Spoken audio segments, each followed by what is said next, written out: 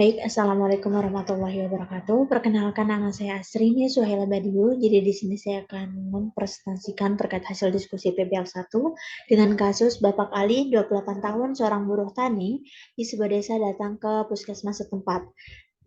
Nah, mengeluh, Bapak Ali mengeluh banyak timbul bercak kulit pada daerah tulang belakang, punggung, ekstremitas atas, dan kakinya.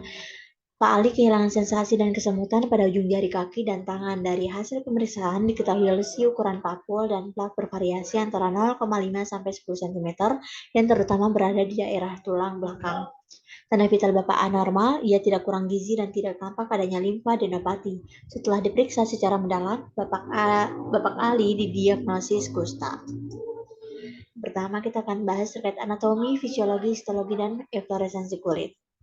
Nah, perlu kita ketahui bahwa kulit terdiri dari 3 lapisan, yakni epidermis, dermis, dan juga lapisan subkutan yang disebut dengan hipodermis. Kemudian fisiologi kulit. Kulit merupakan suatu organ pembungkus seluruh permukaan luar tubuh manusia, di mana organ terberat dan terbesar dari tubuh juga, dan juga berat kulit sekitar 16% dari berat tubuh orang dewasa, yakni 2,7 sampai 3,6 kg. Luas kulit itu ada 1,5 sampai 1,9 meter persegi, dan juga tebal kulit ini bervariasi, mulai dari 0,5 sampai 6 mm tergantung dari letak, umur, dan jenis kelamin. Adapun histologi kulit adalah lapisan epidermis. Jadi lapisan epidermis ini dia ada 5 stratum, yakni stratum corneum, stratum lucidum, stratum granulosum, juga stratum spinosum, dan yang terakhir ada stratum basal. Untuk lapisan dermis sendiri, pada lapisan dermis ini terdapat fibroblast, elastic fiber, dan juga collagen fiber. Kemudian lapisan subkutan. Lapisan subkutan ini ada pembuluh darah dan juga ada jaringan lemak di lapisan subkutan ini. Nah, adapun efloresensi kulit. Ya, efloresensi adalah morfologi kelainan kulit atau gambaran kelainan kulit dan selaput lendir yang dapat dilihat secara objektif. Nah, ini ada macam-macam efloresensi. Yang pertama itu ada makula, kelainan kulit berbatas tegas berupa kelainan warna. Kemudian vesikel. Vesikel ini adalah gelembung berisi cairan jernih berukuran kurang dari 1 cm. Kemudian ada pustula. Pustula ini adalah vesikel yang berisi nanah, papula penonjolan di atas permukaan kulit dengan konsistensi keras, batas tegas, dan kurang dari 1 cm. Kemudian nodus adalah massa pada sirkumskrip, di mana terletak di kutan atau subkutan.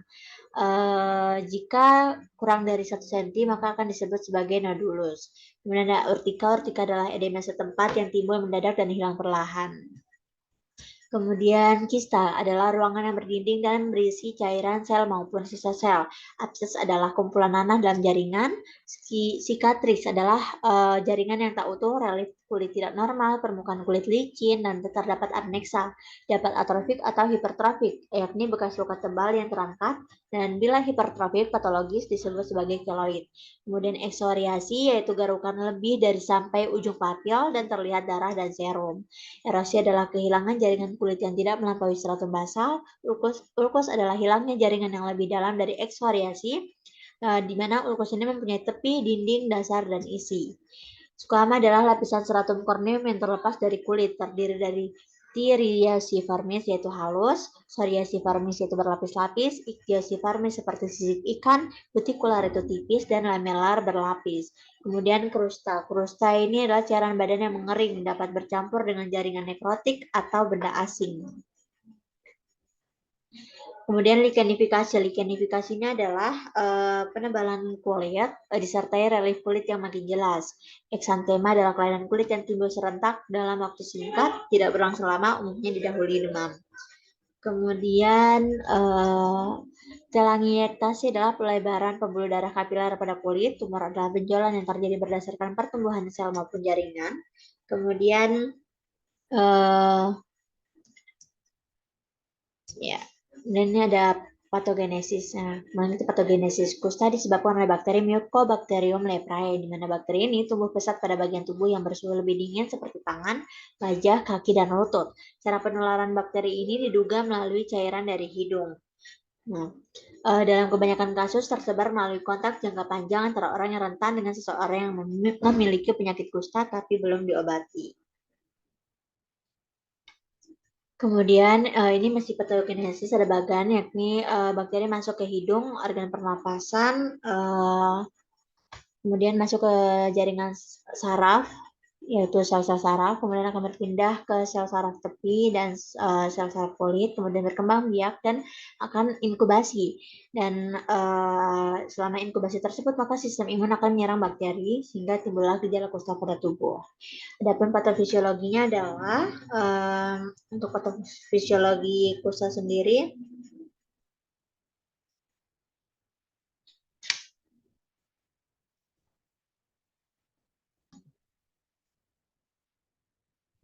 nah, patofisiologinya dimulai dengan adanya Mycobacterium leprae yang masuk ke dalam tubuh, kemudian terjadi inkubasi selama 3-20 tahun, di mana Mycobacterium leprae atau baselnya akan bersarang ke sel swan yang terletak di perineum.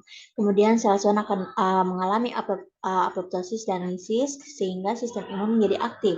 Di sini akan terjadi peran makrofag dalam melakukan fagositosis kepada Mycobacterium leprae, sehingga akan terjadi gejala berupa bercak putih pada kulit yang awalnya terlihat seperti panung, kemudian bintil-bintil merah pada beberapa bagian kulit, kemudian beberapa bagian tubuh tidak berkeringat, kemudian rasa kesemutan pada beberapa bagian tubuh dan raut muka.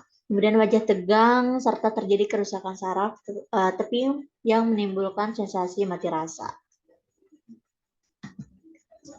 Kemudian klasifikasi kusta, jadi klasifikasi kusta ini ada dua, yaitu menurut Ridley dan Jopping, dan juga klasifikasi kusta menurut WHO.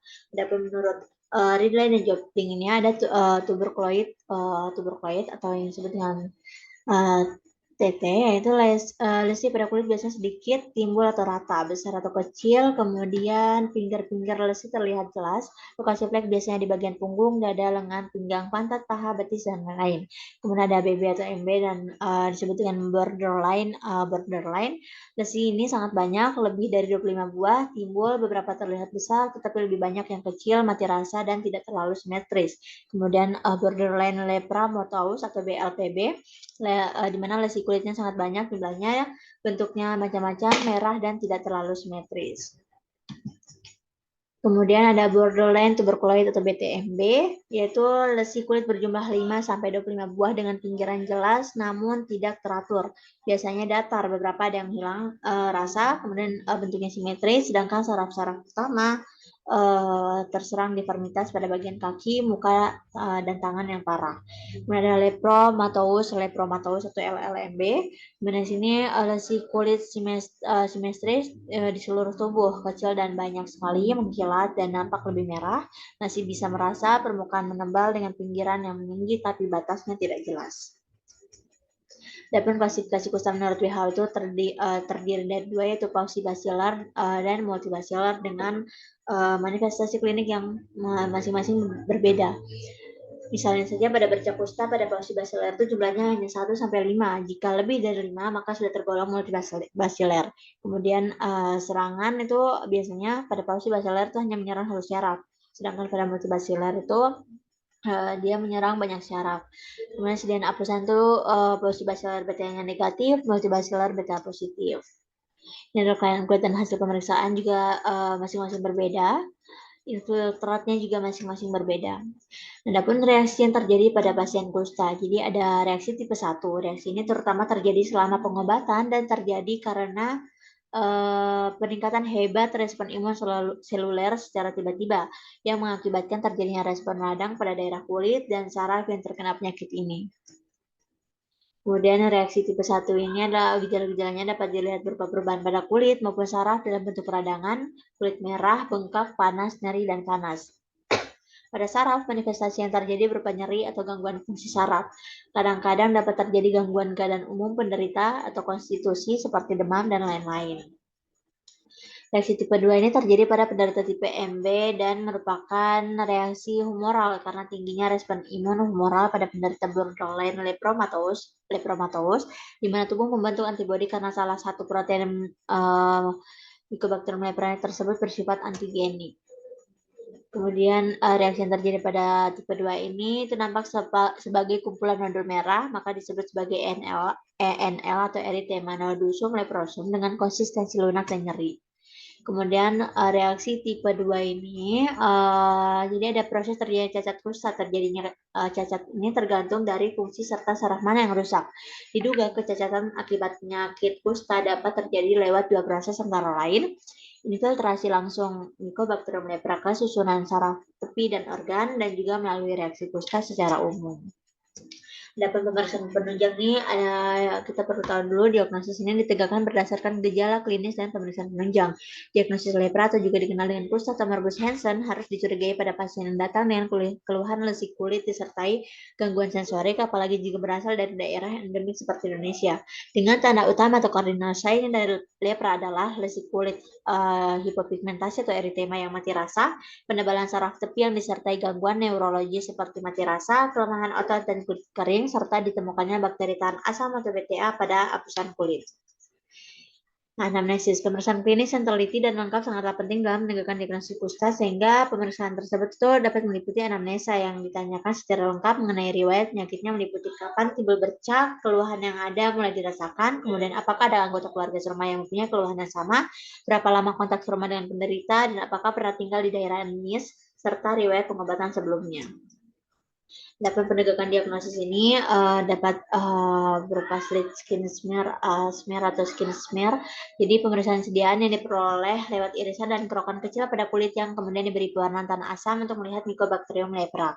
Pemeriksaan ini dilakukan oleh orang yang berkompeten atau terlatih, di mana cara pewarnaan yang sama dengan pemeriksaan tuberkulosis. Maka pemeriksaan dapat dilakukan di puskesmas rujukan mikroskopis. Adapun persiapan mengambil skin smear ini, kita perlu tahu bahan dari 6 lokasi itu ada dari lesi kulit, cuping telinga, kulit distal jari telunjuk atau tengah. Kemudian histopatologi. Histopatologi adalah salah satu pelayanan pemeriksaan laboratorium patologi anatomi dari sampel berupa jaringan operasi atau biopsi kerokan. Pemeriksaan ini berfungsi untuk melihat perubahan morfologi sel dari jaringan dengan metode parafin. Kemudian serologis, tes laboratorium yang memeriksa keberadaan antibodi atau zat lain dalam sampel darah. Antibodi adalah protein yang dibuat oleh sistem kekebalan tubuh sebagai respon terhadap zat asing atau mikroorganisme seperti virus. Ini terdiri atas tes ELISA, tes MLPA, dan tes ML dipstick.